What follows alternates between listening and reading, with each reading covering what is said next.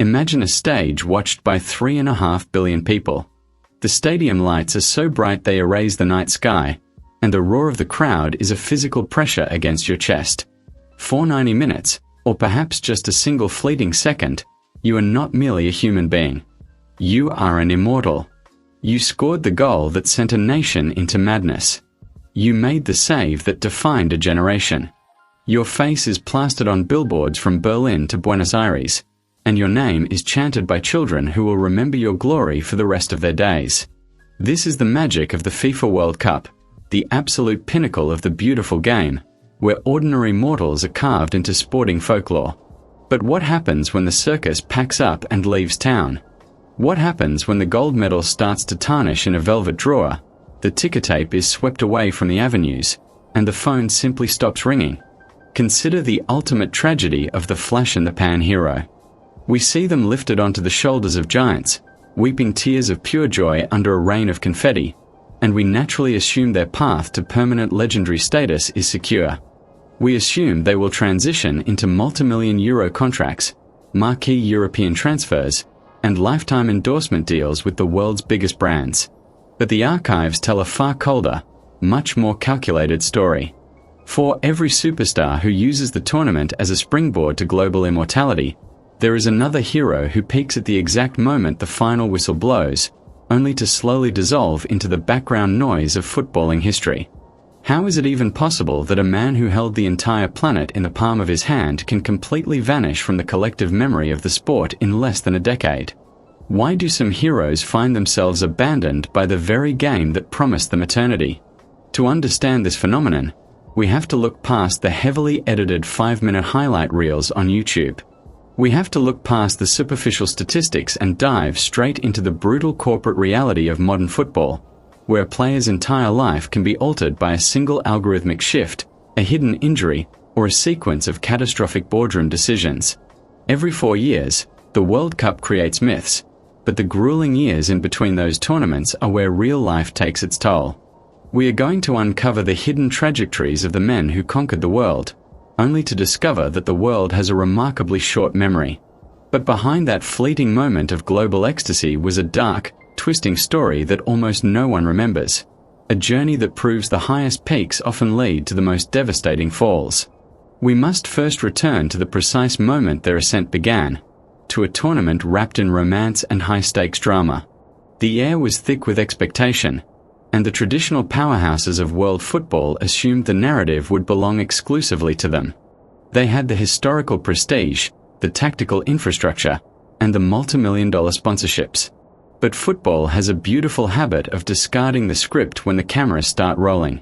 Enter a player whose name was barely a footnote in international scouting reports before the opening ceremony. He wasn't playing for Real Madrid or Manchester United. He was grinding out a living in a mid-table domestic league, far away from the glitz and glamour of the Champions League. His career up to that point had been a quiet testament to survival, a series of modest transfers, tactical adaptations, and untelevised matches played in front of small, demanding crowds. He was a functional gear in a footballing machine, completely unaware that his life was about to intersect with destiny. When the tournament kicked off, something shifted. It wasn't just a tactical adjustment, it was a psychological awakening. In the group stage, against all quantifiable odds, this unheralded squad began to dismantle teams that were worth 10 times their market value on paper. Every percentage point of possession was fought for with a manic ferocity. And at the absolute center of this tactical rebellion was our forgotten protagonist. Suddenly, the numbers began to tell an impossible story. He wasn't just surviving on the pitch, he was dictating the physical terms of the game. A sequence of tracking data showed him covering over 13 kilometers per match, an elite engine that outworked world-class midfields. His passing accuracy in the final third spiked from a career average of 72% to an astonishing 89% under the highest pressure imaginable. The statistics were mutating into pure drama. Every touch seemed blessed by a strange, temporary genius. By the time the knockout rounds arrived, the international media could no longer ignore the narrative. He was no longer just an underdog. He was the tactical anchor of the tournament's greatest Cinderella story. Millions of viewers tuned in not to see the established icons, but to witness this magnificent anomaly. A man playing completely out of his skin, carrying the hopes of an entire nation on his shoulders. The peak was approaching at a terrifying speed. And just when everything seemed absolutely perfect, when the global elite were preparing their checkbooks and the destiny of greatness felt completely assured, it all began to subtly unravel behind the closed doors of the dressing room. The transfer window of that post-tournament summer did not just open. It erupted into a multi-million-euro feeding chain where sporting directors behaved like high-stakes gamblers. Our protagonist's phone, which had spent years quietly vibrating with modest offers from mid-tier clubs, was now melting under the heat of continuous inquiries from Europe's traditional elite. His market valuation had undergone a violent, almost unnatural mutation, leaping from a calculated €6 million to an aggressive €45 million in a matter of 28 days. To the external observer, this was the beautiful, standard trajectory of a footballing fairy tale.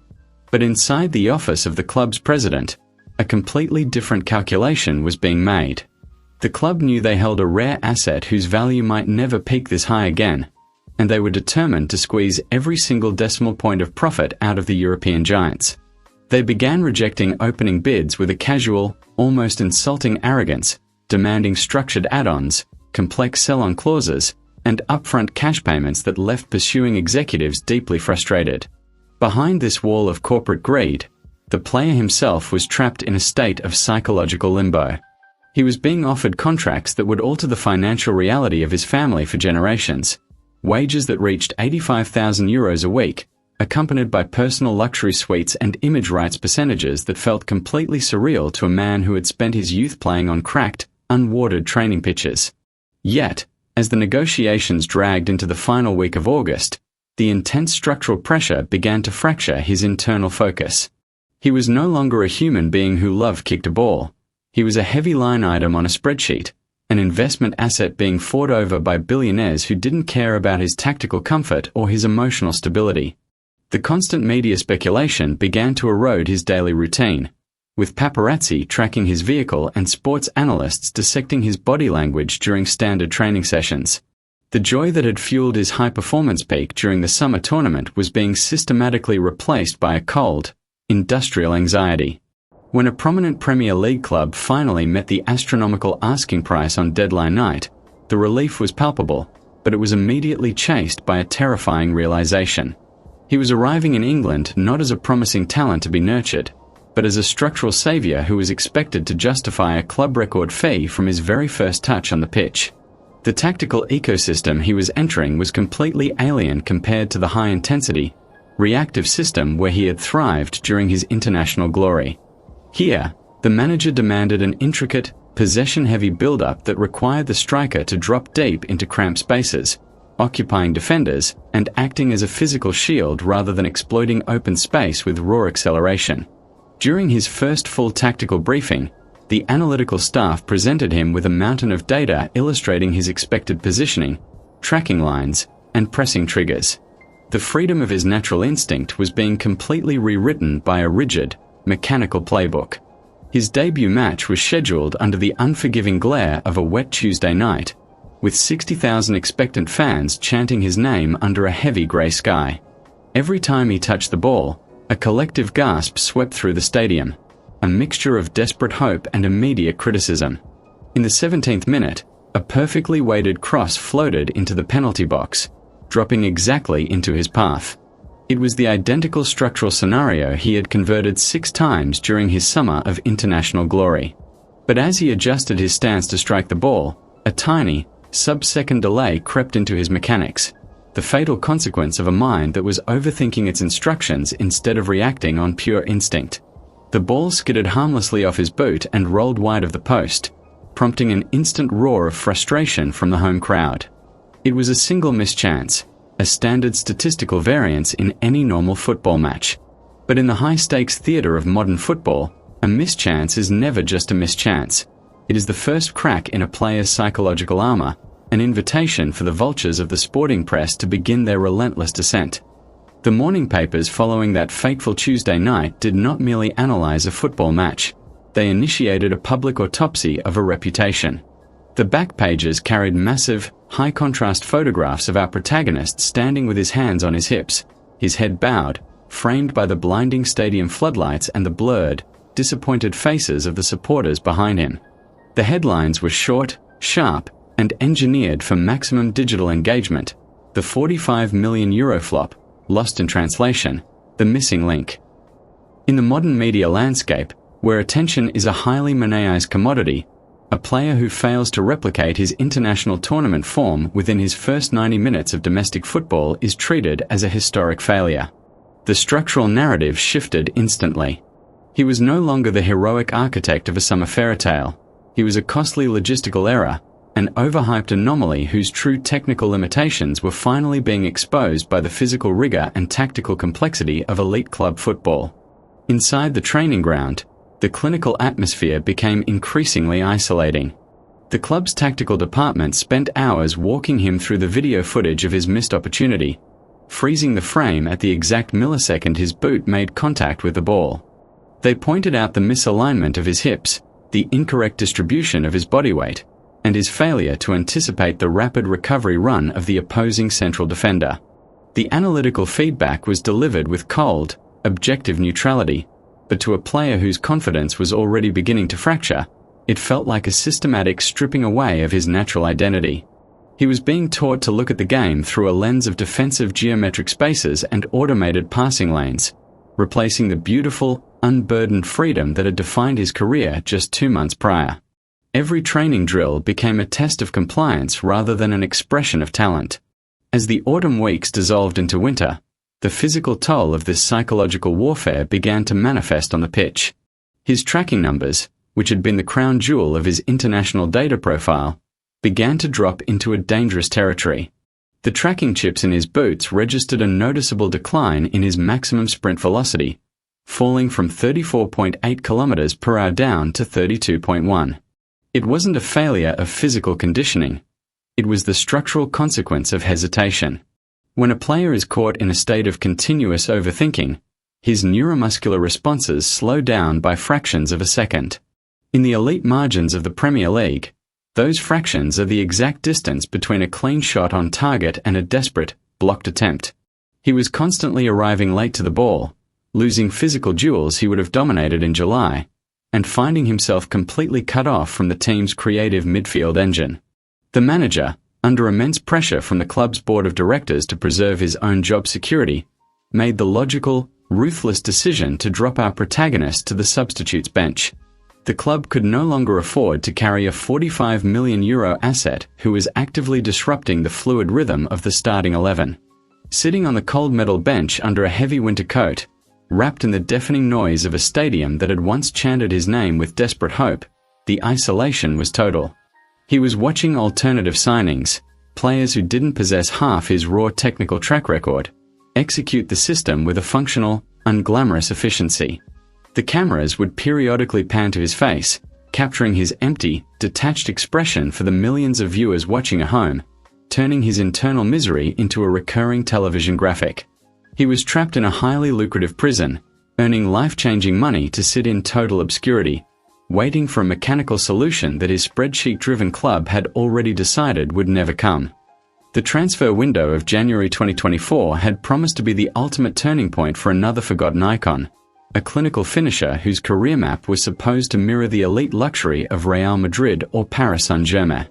Instead, his modern transfer saga stands as one of the most baffling, spreadsheet-driven tragedies in the history of the beautiful game. When a player fires 37 goals in 41 appearances, dragging his squad to a domestic double and securing the golden boot, the traditional logic of football dictates that the telephone at his agency should be ringing continuously. You expect the multi-billion-dollar sporting directors of the Premier League to engage in a violent bidding war. But the corporate reality of 2024 operating behind the scenes has mutated into something far more cold and algorithmic. Elite clubs no longer just buy human talent. They manage complex spreadsheets where tax laws, image rights, and winter tournament absences are factored into predictive equations. To fully understand how a world-class number 9 can be completely bypassed by Europe's elite, we must look at the structural dominoes that fell during last summer's market.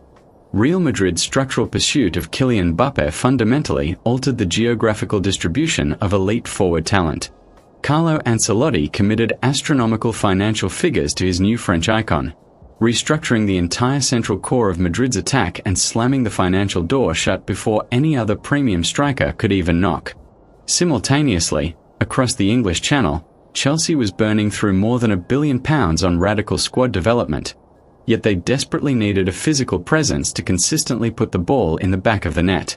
The London club approached our protagonist with an offer of €4 million per season in base wages, supplemented by another €4 million in complex bonuses. But for a player who had just carried a historic team to their first domestic title in 33 years, that calculation felt like a direct insult. It was less than half of his established salary.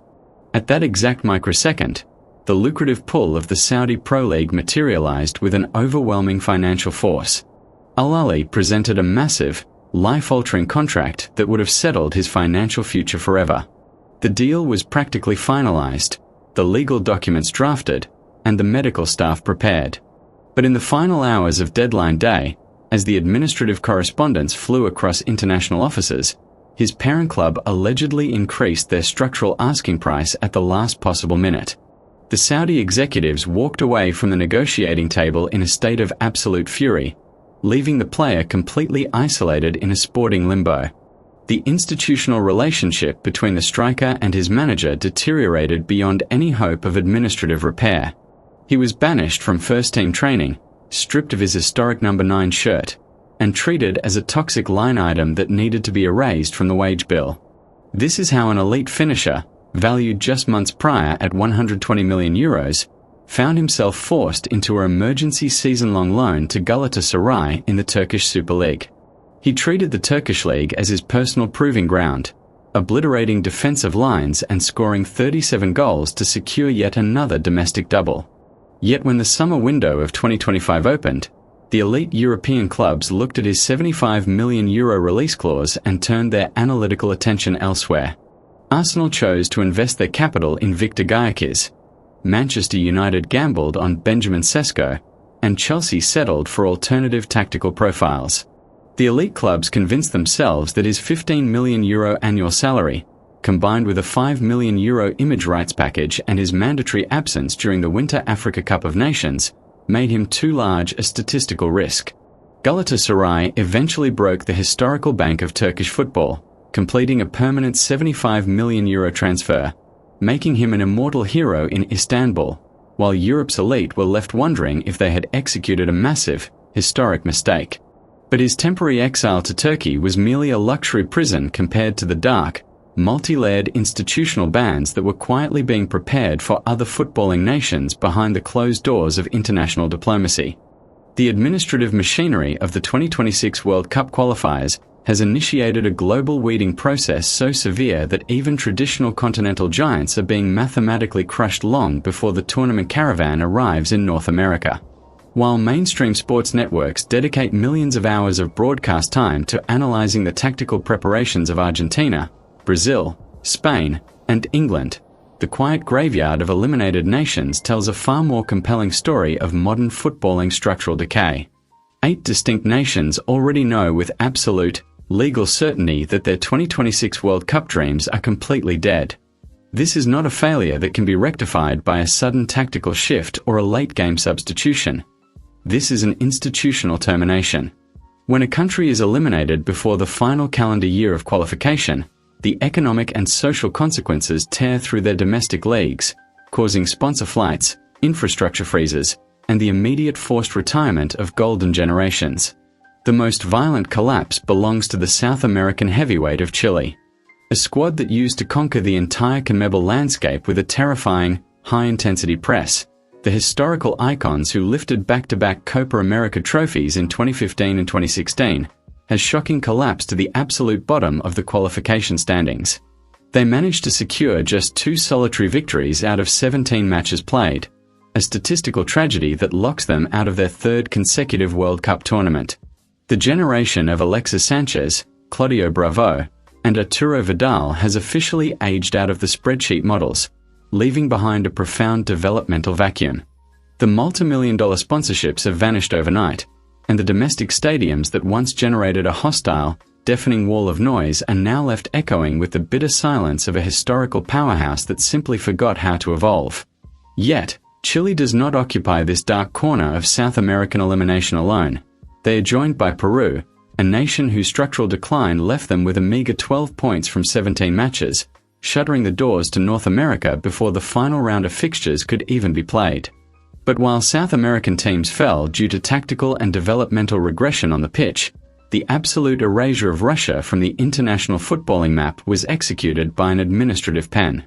Following the political invasion of Ukraine, FIFA issued a total tournament ban, completely barring Russia from entering the qualification matrix and forcing them into a state of absolute competitive isolation. They have now missed back-to-back tournaments, their local clubs cut off from European capital, and their entire footballing infrastructure frozen in time since they hosted the World in 2018. Across the African continent, the architectural chaos of international qualifiers reached its absolute peak through the institutional self-destruction of Congo. Midway through their qualifying group, FIFA intervened with a total ban due to third-party government interference in the domestic footballing federation's internal affairs. By the time the legal appeals were processed and the ban was technically lifted, the structural damage to the squad's competitive rhythm was entirely irreversible.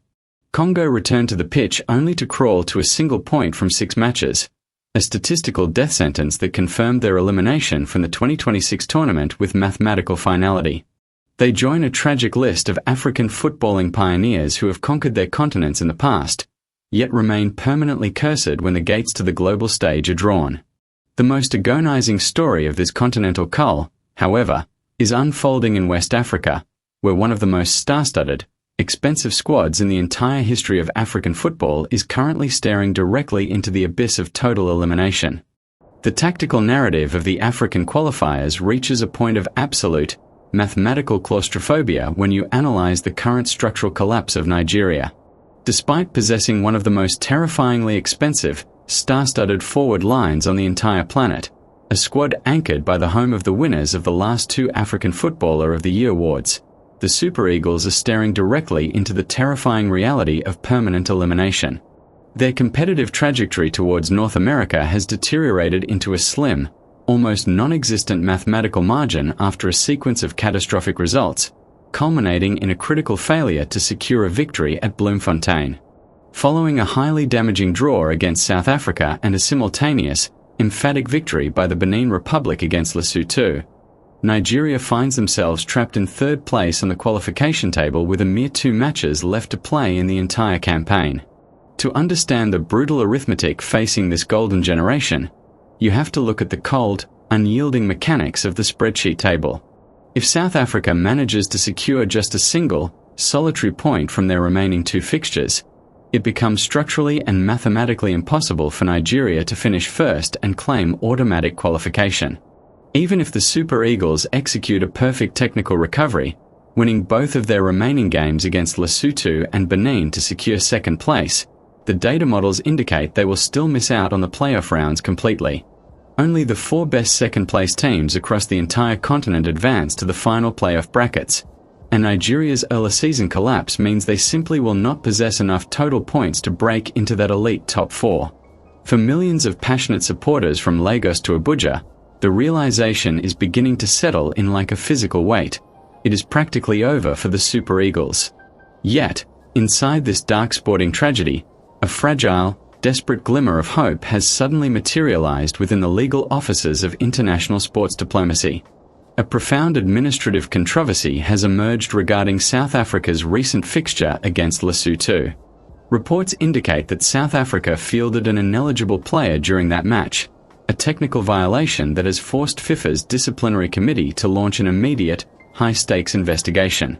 Teboho Makona was featured in the starting lineup and played the entire 90 minutes despite having accumulated a sequence of yellow cards that should have triggered an automatic suspension. South Africa won the match, but if the governing body decides to apply their historical legal precedents, they will punish the federation by deducting 3 crucial points and awarding a retroactive victory to Lesotho. If that administrative deduction is finalized, the mathematical matrix of the group shifts instantly, reopening a narrow, treacherous pathway for Nigeria to revive their World Cup dreams. But even under that miraculous legal scenario, the Super Eagles would still remain entirely dependent on South Africa dropping additional points in their final on-pitch fixtures. Essentially, for Nigeria to secure a ticket to North America, about 1 million independent variables have to break perfectly in their favor, a chaotic dependency that makes a total structural failure far more statistically probable. This star-studded golden generation is on the verge of missing back-to-back World Cup tournaments for the first time since their historic international emergence in 1994, a developmental regression that threatens to completely dismantle the commercial value of Nigerian football for the next decade. But while Nigeria prays for an administrative miracle from a legal committee, other historical African champions have already seen their final curtains fall with total, unyielding on-pitch finality. For the Chipolopolo of Zambia, the narrative of international qualification is not an ongoing mathematical equation. It is a closed case wrapped in absolute, on-pitch finality. The 2012 Africa Cup of Nations champions, a historic squad that once unified an entire continent with their emotionally charged, fluid style of play, have once again failed to crack the rigid structural requirements of the World Cup qualification log. Their wait to experience the biggest competition in world football will extend past the 2026 milestone, a devastating reality that continues one of the most painful developmental mysteries in the modern game.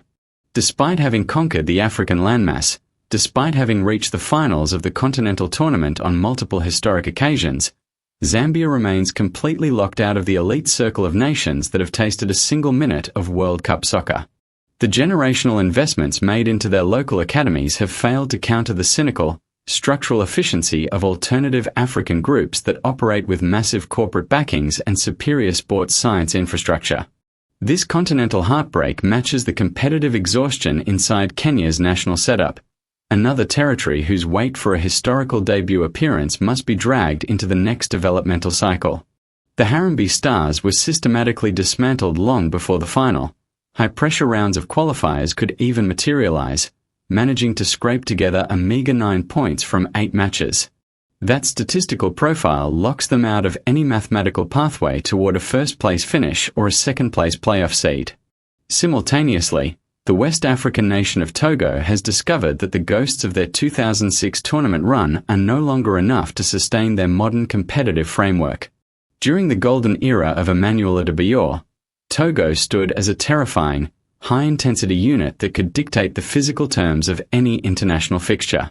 But 20 years after that historic appearance, the lack of centralized administrative infrastructure has caused their competitive engine to stall completely, yielding just 7 points from 8 qualifiers. The technical culling of the global qualifiers has swept through every single geographical region under FIFA's jurisdiction, turning early stage groups into absolute graveyards for developmental projects. Smaller footballing territories like Mauritius, Eswatini, Liechtenstein, Gibraltar, and the Gambia have seen their investments completely erased by the structural disparity of modern international competition. They are joined by Eritrea, South Sudan, Zimbabwe, Mauritania, Burundi, and Seychelles, nations whose competitive campaigns were statistically concluded before the mainstream global audience even realized the qualifying matches had commenced.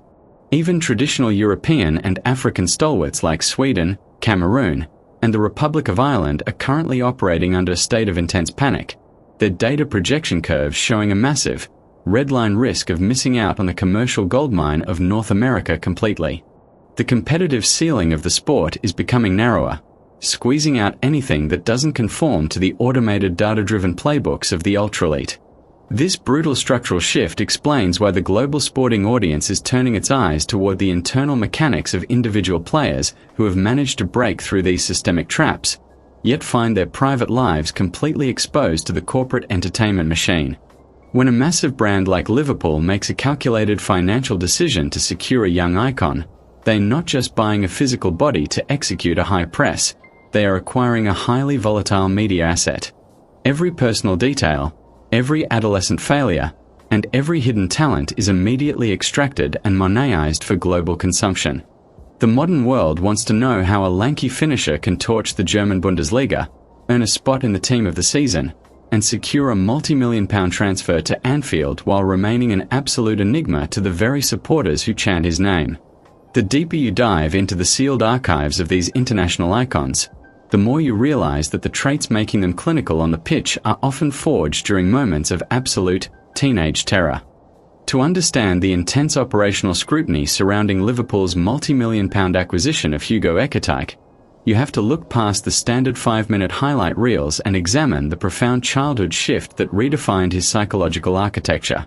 Long before he torched the German Bundesliga with 22 clinical goals for Eintracht Frankfurt, earning an automatic selection into the team of the season, Ekitike was trapped in a state of absolute developmental stagnation. At just 14 years old, while navigating the highly demanding youth academy system at Stade Reims, the lanky forward was, by his own brutal admission, a completely terrible player on the pitch. His development profile had completely flattened out, his tracking metrics were severely low, and his coaches openly describe him as a sleeping player, a daydreamer who possessed immense natural talent but lacked the mechanical drive to survive elite training sessions. The technical directors at Reims reached a point of total institutional exhaustion, calling a high-stakes, closed-door meeting with his parents to deliver a stark, final ultimatum. If his on-pitch metrics and behavioral focus did not undergo a total evolution before the final whistle of the season, Ekitike would be permanently released from the academy. For a 14-year-old child whose entire identity was anchored to the beautiful game, that meeting was a moment of absolute psychological terror. The threat of permanent rejection acted as a violent catalyst, shocking his nervous system and completely rewiring his competitive mentality. When he returned to the training ground the next morning, the daydreamer had vanished. He was focused, aggressive, and obsessed with automated positioning, transforming his lanky, 6'3" frame from a physical liability into a weapon of explosive acceleration. This hyper-focused internal wiring explains why Ekitike maintains an intensely private lifestyle, operates under a philosophy of wanting to be famous but entirely unknown, and pursues alternative creative outlets to escape the continuous corporate surveillance of the Premier League. Very few Liverpool supporters realise that the lanky finisher is a highly talented sketch artist, spending his isolating downtime drawing complex, real-life scenes and anatomical subjects on an easel to decompress from the tactical pressure applied by Ancelotti. This artistic duality carries over to his mechanical performance on the pitch, where his physiological data profile reveals a highly unusual ambidextrous pattern. While he writes, draws, and handles every daily personal task exclusively with his left hand, his right foot remains his dominant weapon of choice during high-speed offensive transitions. This complex psychological profile caught the attention of football royalty during his brief, high-pressure stint at Paris Saint-Germain, where he trained alongside Neymar, Kylian Mbappé, and Lionel Messi. While most 20-year-old prospects would have been completely paralyzed by the starstruck environment of the Parisian dressing room, Ekitike's intense focus earned the direct respect of the greatest player to ever walk the earth. Messi took a particular liking to the young Frenchman, acting as a personal mentor and giving him a distinctive, lasting nickname during training, the Iron Rod. The Argentine legend was fascinated by Ekitike's wiry, slender frame, analyzing how those long, thin levers could generate such devastating bursts of speed and liquid ball control under tight defensive pressure. Under Messi's guidance, Ekitike learned to obsessively study the movement patterns of his elite peers, absorbing vision from the Argentine, touch from Neymar, and lethal off-the-ball runs from Mbappé. Yet, as the media began to piece together his private vacations to Morocco with high-profile real estate advisors, the public spotlight intensified, leading to a dangerous legal confrontation on the streets of Liverpool that threatened to derail his entire Anfield career before it could even begin. The Snapchat platform, which had spent years functioning as a highly curated showcase for Hugo Ekitike's creative fashion combinations and bold lifestyle choices, suddenly transformed into the digital epicenter of a massive regulatory crisis just days after his arrival on Merseyside. Sitting behind the wheel of his customized, £200,000 Mercedes G-Wagon, the newly signed Anfield forward made the high-stakes mistake of filming a short, casual video to share with his growing digital audience. The footage prominently displayed the high-contrast orange and black dashboard mechanics as the vehicle accelerated through the wet, busy streets of Liverpool. To maximize the fan engagement, Ekitike flipped the camera lens around twice to show his face directly to the audience, smiling warmly into the camera while navigating a highly complex urban traffic zone. The corporate backlash from the UK media infrastructure materialised with immediate, terrifying efficiency. In the United Kingdom, strict transport legislation dictates that it is fundamentally illegal to hold or use a mobile device under any circumstances while operating a motor vehicle, carrying a legal penalty of 6 points on a driving licence and an immediate £200 fine. Within hours of the upload, major sporting outlets pulled the video file and ran it on a loop, drawing aggressive parallel comparisons to 2018 when his iconic veteran teammate, Mohamed Salah, was formally reported to the regional police infrastructure for an identical driving infraction. For a 23-year-old athlete entering the hypercritical ecosystem of the English Premier League, the incident served as a cold, structural awakening. It proved that under the blinding glare of the English spotlight, every microsecond of a player's private life is subjected to intense corporate scrutiny. There is absolutely zero margin for adolescent error. The institutional weight of this public relations crisis forced the club's leadership to implement an immediate, internal intervention to shield their £69 million asset from total psychological exhaustion. The technical staff recognized that the continuous digital noise was actively destabilizing Ekatike's focus on the training ground, causing his automated pressing triggers and tactical alignment to regress during closed-door sessions. This modern reality exposes the complex spreadsheet calculations executed by elite clubs during the contemporary transfer market.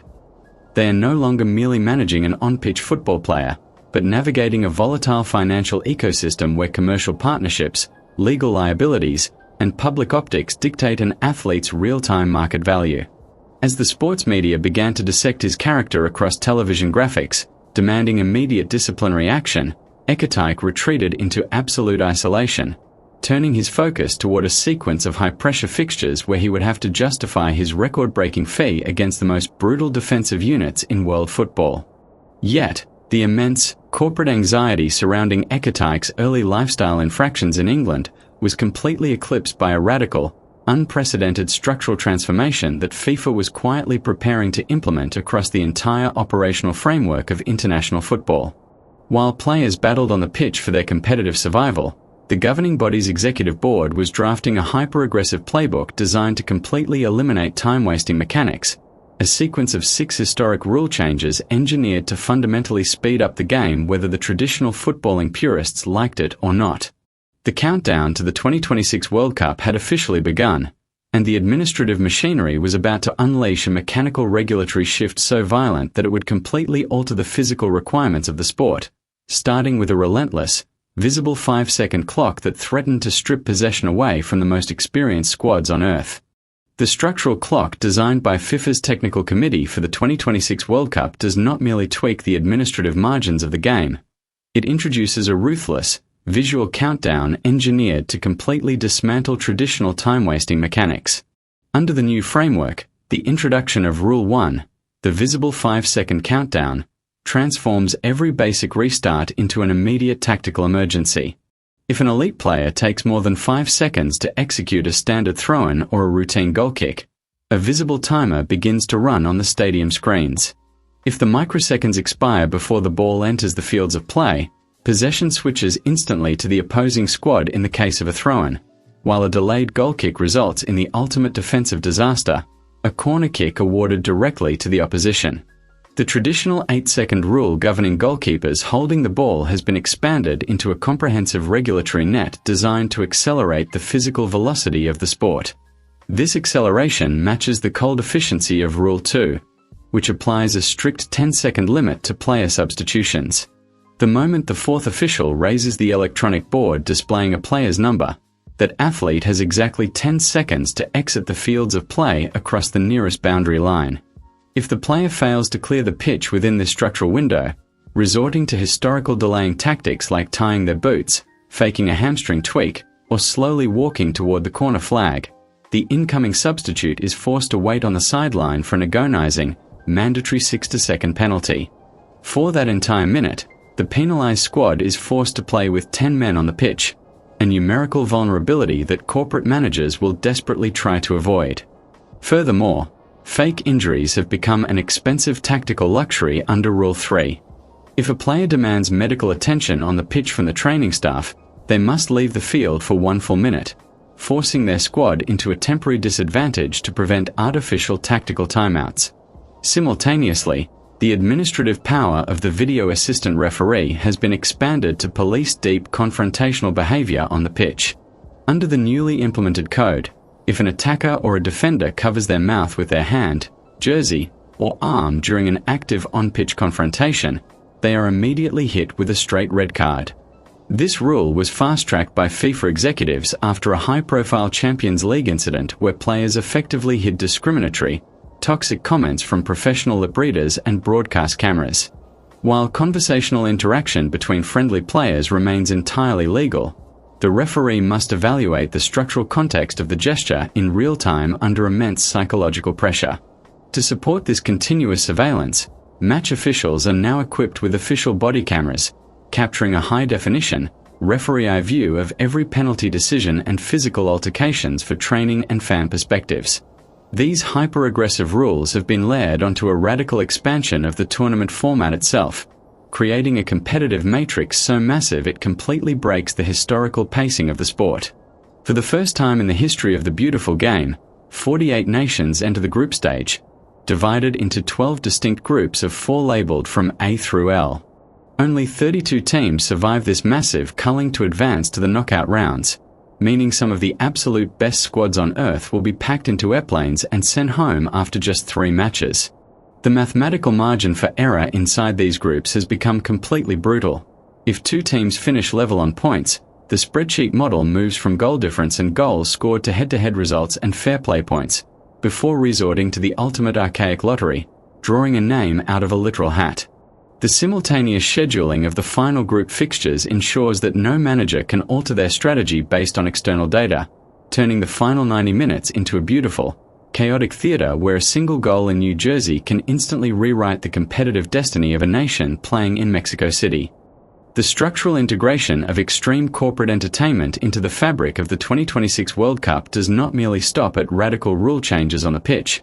It fundamentally transforms the operational pacing of the final match itself, treating the pinnacle of global sports as a hyper-moneized musical property. Under the newly implemented Rule 5, the World Cup final scheduled for July 19th at MetLife Stadium in New Jersey will officially feature a massive, Super Bowl-style halftime concert live on the football pitch. The business reasoning behind this controversial implementation is cold and explicitly clear. FIFA executives engineered this musical interruption to aggressively attract entirely new, casual American audiences who are structurally conditioned to look at sports through the lens of massive pop cultural entertainment spectacles. Traditional football purists across the planet, the identical historical factions who loudly condemned the mandatory 3-minute tactical water breaks implemented to combat the extreme summer heat of the United States, have erupted into a state of total institutional fury over this decision. To these passionate communities, inserting a commercialized pop concert directly into the microsecond of peak sporting tension, while elite international managers are desperately trying to reconfigure their tactical defensive lines, is nothing short of a direct violation of the spirit of sport. FIFA has repeatedly attempted to calm the global sporting markets by promising that the halftime concert will be significantly shorter than a standard American football musical production, maintaining a strict logistical timeline to prevent the pitch from becoming structurally degraded before the second half kicks off. But the ultimate judges of this commercial experiment will be the millions of hardcore supporters watching from home, who look at this structural transformation as a cynical mechanism designed to generate more high-priced advertising breaks for global broadcasters.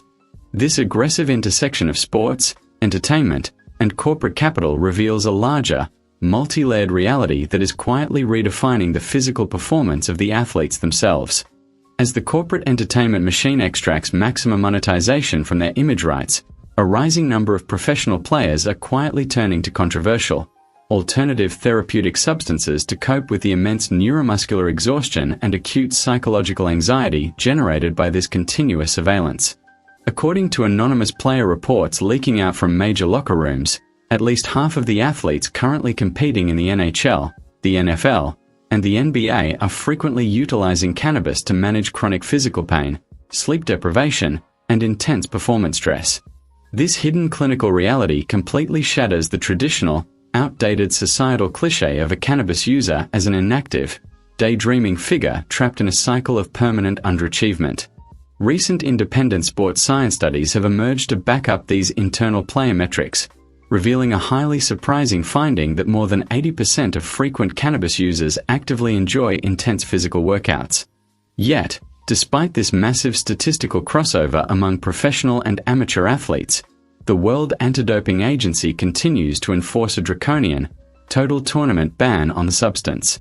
Elite performers like the legendary American track star Sha'Carri Richardson have seen their international dreams completely shattered, suspended for months and stripped of their Olympic spots after testing positive for marijuana during peak qualification windows. The public arguments regarding the local legality of the substance across various global territories remain entirely immaterial to international committees. In the clinical world of high-performance sports, a substance is permanently banned if it meets at least 2 out of 3 rigid administrative metrics: performance enhancement, a clear health risk, or a direct violation of the mysterious, non-quantifiable spirit of sport.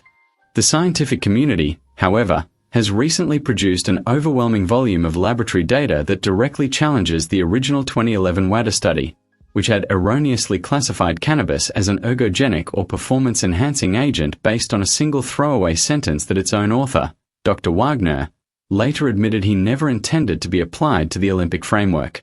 Independent research papers published in 2020 have delivered a definitive consensus. Cannabis does not act as a performance-enhancing agent on any physiological level, spiking heart rates and increasing blood pressure in a mechanism that actively hampers an athlete's physical capacity. Instead of boosting velocity, players utilize the plant as a natural substitute for highly addictive, opioid pain medications that have historically ravaged generations of retired athletes. As global laws continue to evolve alongside public perception, the multi-billion-dollar sports entertainment cartels are beginning to smell a massive commercial opportunity, preparing to pivot from alcohol endorsements to the highly lucrative cannabis supplement industry, preparing to claim that these identical supplements will magically turn you into a superior athlete the moment the corporate sponsorships are legally signed. The beautiful game has not truly changed, but the hypermoneized spreadsheets surrounding it have reached a level of total dominance where the line between a sporting legend and a corporate brand asset has been completely erased forever. When we take a step back and examine the entire historical timeline of these forgotten icons, we begin to realize that the archives are not just a collection of old tapes and dusty statistics. They are a profound mirror reflecting the volatile reality of our own lives. The men who held the entire world captive during those brief, high-pressure weeks of international glory discovered that the summit of human achievement is often the most isolating place a human being can occupy. They were lifted onto the shoulders of millions, celebrated as modern deities under a reign of ticker tape, and promised a lifetime of global immortality, only to find themselves abandoned by the very industry that had commercialized their dreams. Modern football, with its ruthless, data-driven equations and calculated spreadsheet algorithms, treats the human element as a temporary variable to be utilized during a peak marketing window and instantly discarded the moment a trend shift occurs. The real tragedy of the forgotten hero is not that they lost their physical talent, but that the beautiful game simply moved on without them, replacing their natural instinct with automated metrics and industrial efficiency. Yet, for the true purists of the sport, the myths created during those €75 million transfer sagas and historic qualification calls remain entirely unyielding. Long after the corporate sponsors have migrated to the next young prodigy, long after the digital noise of Snapchat controversies and WADA suspensions has faded from the internet trends, the raw emotion of that single, perfect summer goal lives on in the collective memory of a nation. We remember them not as line items on a financial spreadsheet, but as the ordinary mortals who stepped into the blinding stadium floodlights and performed a miracle that nobody saw coming. Their names might be whispered with a touch of melancholy by sports analysts on wet Tuesday nights, but their legacy is permanently etched into the folklore of the sport. Every legend has a story the highlights never show, a hidden trajectory of sacrifice, structural pressure, and psychological warfare that defines the true cost of sporting eternity. It reminds us that behind every multimillion-dollar commercial asset is a human heart that once ran itself to absolute exhaustion just to make a stadium scream. If you want to truly understand the beautiful game, to dive beneath the shallow 5-minute highlight reels and uncover the deep financial architecture, the tactical revolutions, and the raw human drama that shapes the destiny of your favorite icons, Make sure to smash that like button, leave your theories in the comment section below, and subscribe to the channel. Turn on your post notifications so you never miss a deep dive into the vault, because the archives are filled with thousands of forgotten tales waiting to be resurrected. In our next video, we are stripping away the corporate filters to investigate an even darker boardroom mystery, a global powerhouse whose multi-billion-dollar sponsorship empire was built entirely on a structural lie, causing an overnight collapse that left the world's most expensive superstar completely stranded without a club. See you next time on the Football Archive. Bye.